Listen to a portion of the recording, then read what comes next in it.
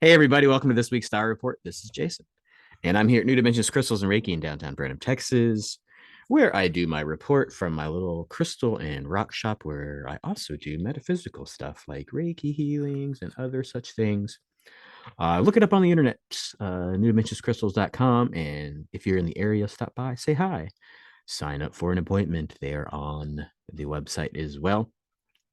We always start here with a Wednesday to Tuesday or a Wednesday to Wednesday report 1 week. And that means today, Wednesday the 3rd, till Tuesday the 9th of January 2024. Welcome to a new year, everybody. And we always start with the sun. Today, the sun is calm. Thank you, sun. Here in South Texas, where the shop is, it is cloudy and rainy and cold. Um, so I can't even see the sun. The solar weather, there was a large solar flare and CME ejection that happened on New Year's Eve, probably triggering the large earthquake that was in Japan over the weekend. Um, that had a glancing blow, which once it erupted, hit us yesterday. Low solar storm, so no big deal. That's why I say the sun is calm. The weather that we have coming up this week that we can predict is the southern coronal hole, which is the dark spots on the sun, um, which is going to be Earth facing probably in the next day or two, is turning in towards Earth facing. When that happens, coronal holes are compressing, and those trigger usually earthquakes. Um, so there was also during that CME flash during the New Year's Eve thing, there was also a large coronal hole that had been facing. So the trigger at the same time produced a bigger earthquake than normal. So yeah, so that coronal hole, you'll feel a little heavy during that time. Also, with the lack of solar flaring, that solar energy that usually gets to the planet is less, and so you'll feel a little bit sluggish. Maybe lethargic is a good word. Um, let's see. Yeah, I already told you that. So that's what we see happening. The large sunspots that produce the large CME have degraded. So that thing that should be almost Earth facing now has less of a threat for any CMEs, coronal mass ejections. Just an FYI, when those happen, you'll sort of feel an anxiety, a jittery, a heart palpitation.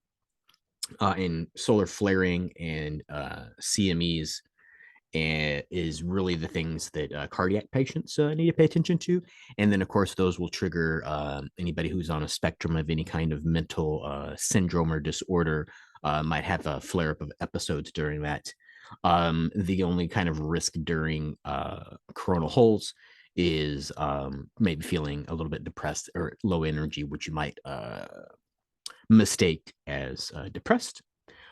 Currently, we are in the alchemical zodiac of Capricorn, and the alchemical physical location or physical correspondences are going to be the three lowest sacral vertebrae, is where that sort of corresponds to.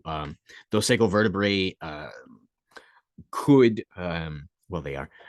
Those sacral vertebrae, when we breathe in and out, they sort of expand. They sort of vibrate almost like a tripwire. And so breath work is a good way to sort of activate those kinds of things. But those three sacral vertebrae are sometimes associated with the energy of Kundalini. Kundalini is the understanding that there is a base energy at the base of the spine that we try to awaken and send energy back up to the top. Capricorn is the sea goat. And so the sea goat is really sort of corresponding with the ram of Aries up in the crown. And so the idea that everything that Aries or the higher sources energies have given you have filtered the way down through the body through the zodiac, and now have sort of hit that those three sacral vertebrae. And as you breathe and sometimes contract your pelvic floor, you can send that energy back up, and so you make a circle of energy. And the sea goat, the sea is always associated with deep spiritual understanding, right? So this is almost like you've sent sonar from your higher self, from your soul, all the way down through the body, and you've manifested that into reality, and you're sending that energy back up now here in Capricorn to let your soul know how it's going down here. And hopefully it's going well. So that's what's going on with Capricorn. So pay attention. Sometimes you get lower back pain. It's kind of hard to sort of trace where this energy goes, right? If you're feeling that tingling in the lower back and you sort of get places where it doesn't go up past, those might be blockages. Those could be blockages in chakras. Those could be blockages in organs, all those kinds of fun things. Something to sort of pay attention to during the season of Capricorn. Leads us into today, Wednesday, is the first, not the first day, but we're definitely in post shadow Mercury retrograde. And the energy to sort of pay attention to for that is that anything that we were working on or that sort of arose during the Mercury retrograde season, like if you were working on relationships or maybe communication, and sometimes even old relationships pop back up or old people that you used to be in a relationship with pop back up. If you didn't solve or deal with any of that stuff, you're like, oh shit, I'm not paying attention to that. Then you're going to have a couple of weeks to sort of wind that stuff up. And then the Jupiter is now direct. And so, really, you're sort of in control. We're now in the 8 universal year. 2024 is 2, 2 plus 4. So that's 8. So we're in an 8 universal year, which is about abundance, self-worth, all that kind of fun stuff that Jupiter helps with. And so now that Jupiter's direct, that's the kind of energy that you should address if you didn't already through the Mercury retrograde energy. Address these unsolved communication and relationship issues through a sense of power and self-worth. That anything that happened or didn't happen doesn't mean that you are less than who you think you can be and who you really are. Moves into Thursday. Thursday, actually starting tonight into the late morning or early morning of Thursday, we have the I know I was going to say it wrong when I was trying to speak. Quadrantids meteor shower peaking. You're going to want to look at those in the. That's actually I'm facing south, but whatever. You're going to want to look into the northeast, up and to the right, sky. For those, and it should be just south of, I think it's the Big Dipper, one of the dippers.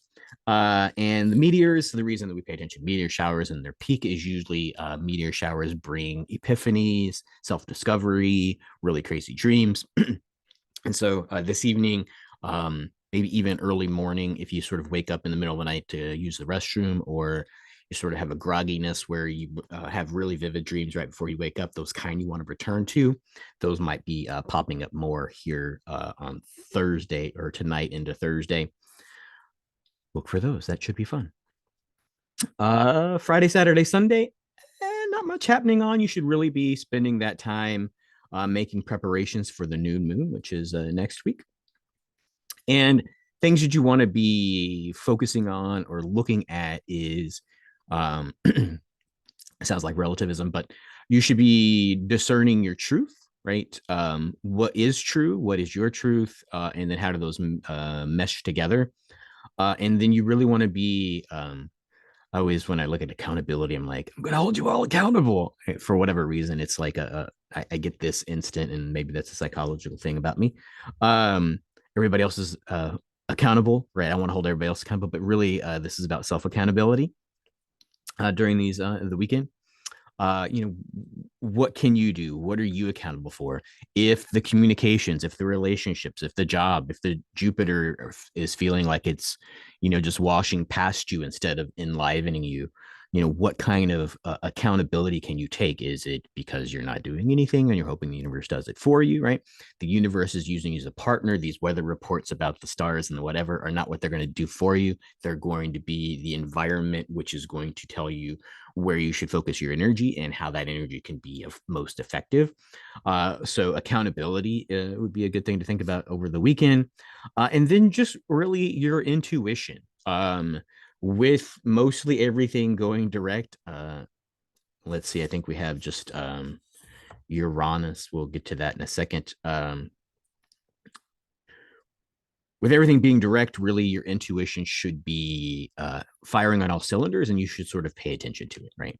So If you're not doing that or you don't know what I'm talking about, maybe meditation, maybe breath work, sort of kicks those things off, right? Maybe even focusing on those lower three sacral vertebrae kicks off a Kundalini awakening, and all of a sudden you are well into understanding intuition and having thoughts about things that aren't physically verifiable. Good stuff. Leads us into next Tuesday. Um, all of your contemplation over the weekend should be met with understanding.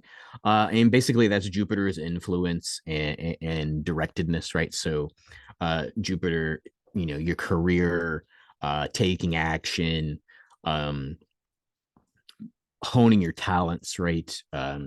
This could be accountability. What talents are you not using for yourself? Tuesday is really the time for that. Leading us into what the heck is happening the rest of the month, since this is the first report of January. What's going on for the rest of the month? Um, January the 11th next week is the new moon that you should be prepping for over the weekend. So that's happening on January 11th. It is also an 11 master day, right? So we have a double 11 there. And whenever we get those energies, 11 is just about energy flow. So energy should be really flowing. New moon is, a new start. It's not necessarily a cleansing. It's a new beginning, right? So sometimes those might feel like you need to have some self motivation and accountability for those days. So it's a good thing that you'll be working towards that. The 20th of January, we got an 11 master day as well. 21st is when that post Mercury shadow of Mercury retrograde, the last couple of weeks after the Mercury has gone back direct, is happening the 21st. The 21st, big day. Also, Pluto moves back into Aquarius until September. Be interesting if you want to check your chart, see what house that actually moves into. And Pluto, being a distant planet, is really about mystery, hidden talents, hidden spiritual truths, right? And then Aquarius being the water bearer, right, which is this big pouring into spiritual. So you should sort of look for on the 21st a shift in spiritual understanding. That'd be pretty cool. And leads us into the first full moon of 2024, which is going to be on January 25th and 6th. And really, that first full moon, which is the cleansing release kind of moon, we should be focusing on at the end of the month on letting go of every last little bit of thing that's sort of lingering on from 2023, right? This is almost like if we were a business, we're closing the books on fiscal year 2023, but I think I don't know how fiscal years go. You're going to want to release all of 2023. And then the 26th, Uranus is still in retrograde until the 26th. And just for people paying attention, Uranus is really about independence, trusting your abilities, which is what we're working on. New lifestyles, right? So letting your hair go crazy in the morning with the gel instead of slicking it all back. Maybe you're trying some things out like that. Personal image, right? Are you happy? Are you sad? Are you strong? Are you old? Are you young? Right? Are you older, acting older than you are? Or are you acting too old for your age? What are those things? And then finding courage to actually try those things out, right? Don't give a crap that, not that anybody ever does that on my comments, but somebody's gonna comment they don't like my hair. And then sort of becoming flexible and spontaneous, right? Just you want to have this structure in so that when opportunity and extemporaneous things come up, you can sort of be just like, screw it, let's do it. Because you've built so much structure that deviating from it isn't going to matter, right? So this is diets, this is meditation schedules, this is all kinds of stuff like that. And then this is the ability to sort of be unattached, right? If you need to change, you can change. If you need to move, you can move. And so this is the kind of energy of Uranus. And so Uranus is going to go direct on the 26th of January. And this is also a 5-month cycle, right? So whatever you've been doing over the last 5 months to sort of, work through that new style, that new you, that spontaneous stuff, you've been working on that. How many months ago? It's 5 months ago. That would be September. No, August, September, October, November, December, January. Yeah, August. Um, and then once Uranus, which is why it's a momentous thing. Oh, who cares about a planet going direct? That's the last planet that's in retrograde. So then we will be retrograde free for about 10 weeks starting January 26th, which sort of means if everything's been so hard, if the energy has just been slapping you like you've been on the West Coast during that big torrential wave busting up against the thing, you just think, hey, man, I just keep getting hit by these waves. Um, there should be a release in that, a calm to the storm, and you should really sort of feel the ability or the rains or the mud that's been keeping you stuck or making things seem like you're not making progress sort of go away. So look for the 26th at the end of the month to be a pretty badass day. I think that's everything here at the report. I'm back in the shop at least for a couple weeks. I have a trip planned at the end of the month. Um, but by all means, breathwork's a thing, energy healing's a thing. If all of this adjustment is not working for you and you need some help, it's okay to ask for help. And you can sign up at newdimensionscrystals.com and book a session. I think everything that I wanted to say has been said. Until next week, everybody, many blessings.